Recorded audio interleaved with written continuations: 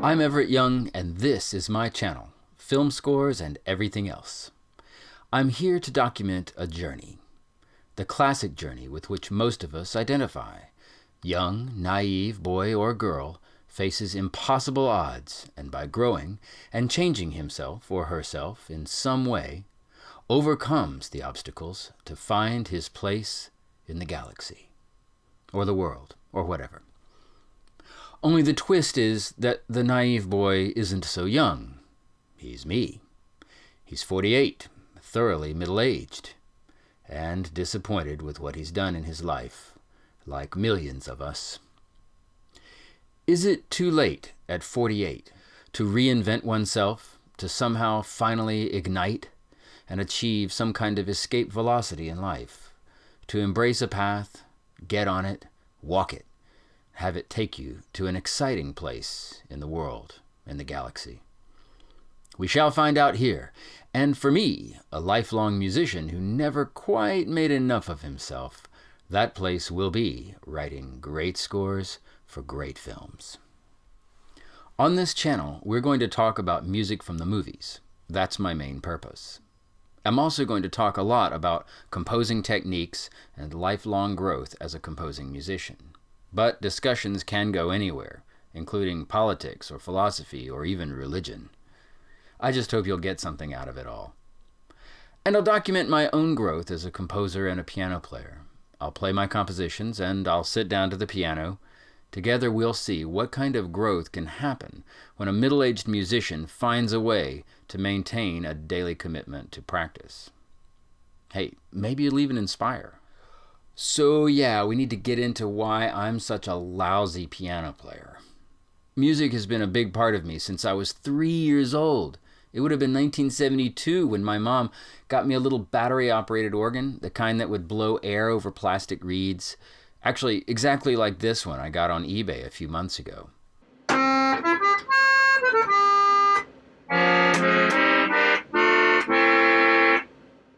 I had major aptitude for music right off the bat. A savant-like ear for figuring stuff out. But I was a terrible practicer. My childhood piano teacher must have been so frustrated. She used to have kids fill out these practice sheets to document how much we had practiced each day. Mine had a lot of zeros on it.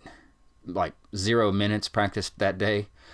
It wasn't until much later in life, very recently actually, and mainly by learning guitar, that I learned how to enjoy sitting still and practicing every day. So it turns out talent only takes you so far. Today, I'm not a very good piano player. It's one of my life's great regrets. Don't believe me? Here, I'll show you.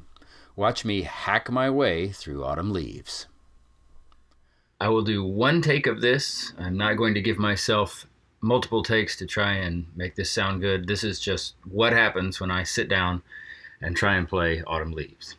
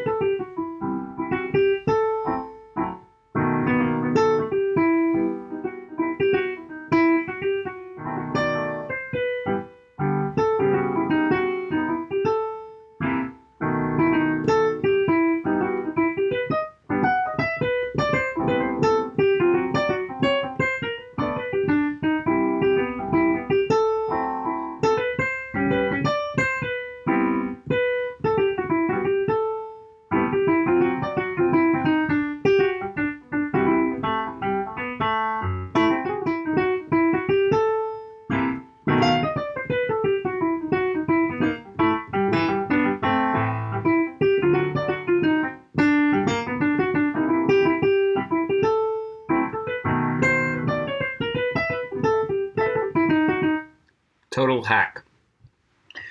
We'll see how that improves over the next few months. On this channel, I'm going to try to show you it's never too late. Now, why am I unknown as a composer?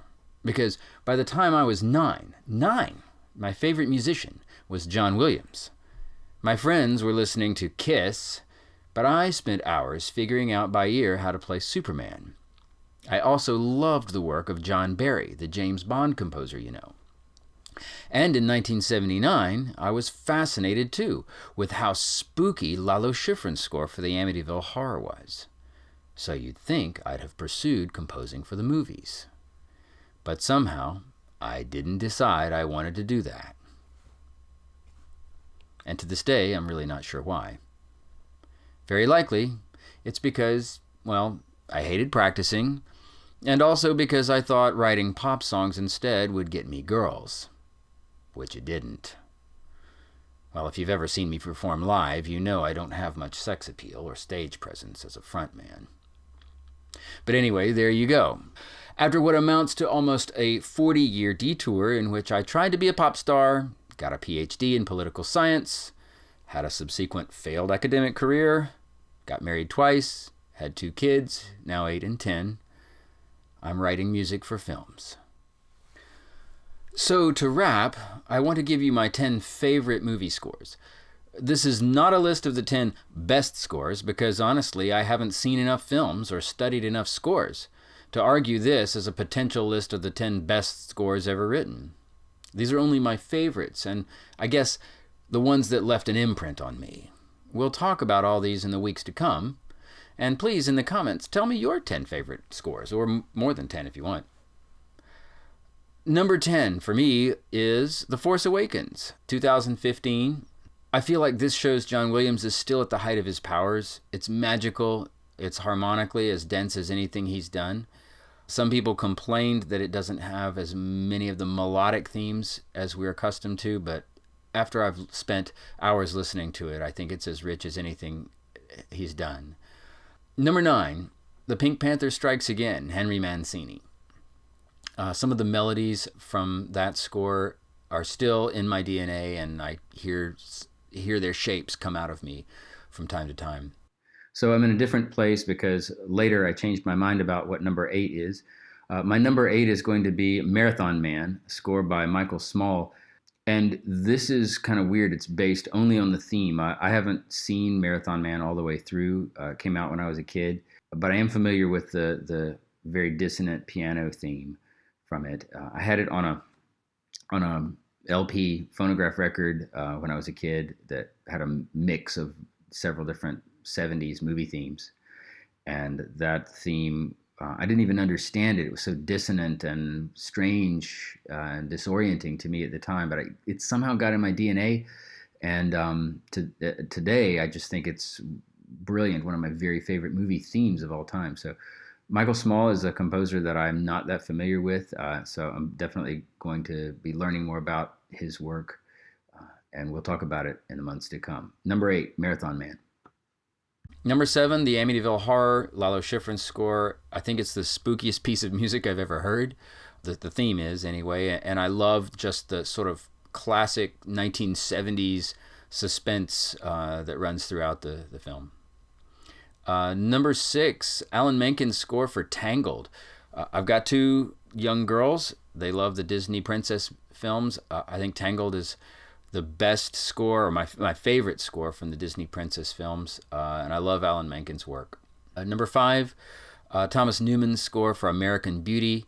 I think it changed film scoring. I think it introduced a vocabulary that became very popular and which I call on from time to time in my own work. Number 4, John Williams' score for Superman.